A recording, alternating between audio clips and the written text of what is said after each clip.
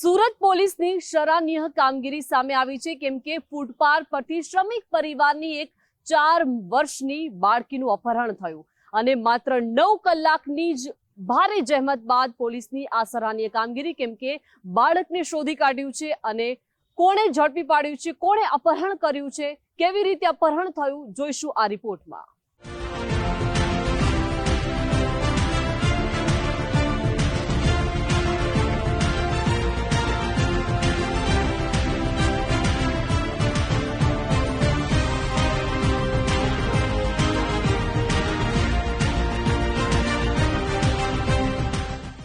Diamond નગરી સુરતમાં હત્યા, ચોરી, છેતરપિંડી અને અપહરણ જેવા ગંભીર ગુનાઓનું પ્રમાણ વધતું જાય છે। જો કે સુરત ક્રાઇમ બ્રાન્ચ અને વિવિધ પોલીસ સ્ટેશનની ટીમ ત્વરિત કાર્યવાહી કરીને ગુનેગારોને ઝડપી પાડે છે। નાનપુરા મટન માર્કેટની ભીડભાડવાળી ગલીમાંથી એક 4 મહિનાની બાળકીના અપહરણનો બનાવ બન્યો। સવારે 10:15 કલાકે ફરિયાદી નીતાબેન ચુંદાણા પાસે અજાણ્યા સ્ત્રી પુરુષે રમાડવાને બહાને બાળકીને તેડી અને આંખના પલકારામાં તો અપહરણકારો નજર ચૂકવીને બાળકીને લઈને સ્થળ પરથી નાસી પણ છૂટ્યા।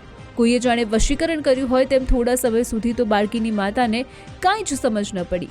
જોકે ભાનમાં આવતા ગભરાઈ ગયેલા માતા નીતાબહેન ચંદાણાએ અઠવા લાઇન્સ પોલીસ સ્ટેશનમાં ફરિયાદ નોંધાવી। આ ગુનાની ગંભીરતા જોતા આરોપીઓ દૂર ભાગે તે પહેલા જ અઠવા લાઇન્સ પોલીસની સાથે જ ઝોન 4 અને સુરત ક્રાઇમ બ્રાન્ચના એક્સપર્ટની ટીમ કામે લાગી। અંદાજે 140 પોલીસ જવાનોએ વિવિધ વિસ્તારના 1500 જેટલા સીસીટીવી ફૂટેજની ચકાસણી કરી તો બાળકીની ઉઠાંતરી કરનારા સ્ત્રી પુરુષ 3 રિક્ષા બદલીને ઉધના દરવાજા સુધી પહોંચ્યા હોવાની જાણકારી મળી।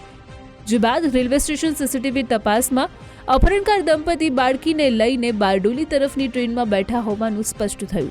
સુરત ક્રાઇમ બ્રાન્ચે તરત જ રેલવે પ્રોટેક્શન ફોર્સના જવાનોની મદદથી ચકાસણી કરી તો બારડોલી પ્લેટફોર્મથી થોડેક દૂર અવાવરૂ જાડી ઝાંખરામાંથી દંપતી અને બાળકી હેમખેમ મળી આવ્યા। આ અપહરણકાર દંપતીનો ઈરાદો બાળકને ભિક્ષા કામમાં જોતરવાનો હોઈ શકે છે કારણ કે ઝડપાયેલું દંપતી ભિક્ષા માંગવાની પ્રવૃત્તિ કરે છે। બધા પોલીસ દ્વારા કેમેરા ચેક કરવામાં આવ્યા।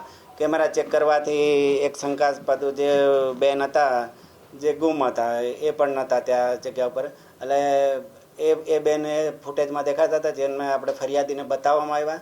ફરિયાદીએ વેરીફાઈ કર્યા પછી અમે બધા સીસીટીવી કેમેરા એડવાન્સ ચેક કરતા ગયા અને અમે એમના અહીંથી ત્યાં જતા સુધીમાં લગભગ 3 રિક્ષાઓ અલગ અલગ બદલી અને એક ગલીમાંથી બીજી ગલીમાં એમ કરીને પોલીસને નજર ચૂકવવા માટે ફરતા રહ્યા અને બાદમાં અમે એ જ ટાઈમે બીજી ટીમ અમે રેલવે સ્ટેશન બસ સ્ટેશન ઉપર પણ સીસીટીવી ફૂટેજ ચેક કરવા માટે મોકલી હતી।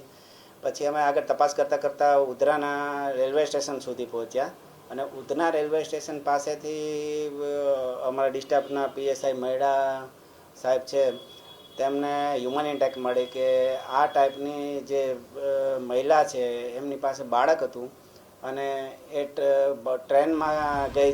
અઠવા લાઇન્સ પોલીસની ટીમે બારડોલીથી બાળક ચોરનાર દંપતી મીના વસાવા અને સુનિલ વસાવાની ધરપકડ કરી છે। આરોપી પ્લાસ્ટિક વીણવા અને ભીખ માંગવાના કામ સાથે સંકળાયેલા છે।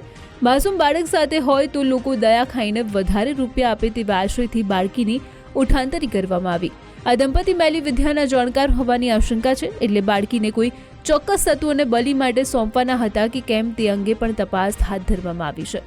રેલવે પોલીસનો પણ સંપર્ક કર્યો અને આખરે અમે બંને આરોપી છે સુનિલ રતિલાલ વસાવા અને મીનાબેન વસાવા એમને અમે પકડી ત્યાંથી જઈને અહીંયા લાવેલા છીએ અને પછી પૂછપરછ દરમિયાન એવું ખબર પડી કે આ લોકોનો બાળકી લઈ જવા પાછળનો હેતુ ભીખ માગવાનો અને બાળકીને લઈને ભીખ માગવાનો હતો।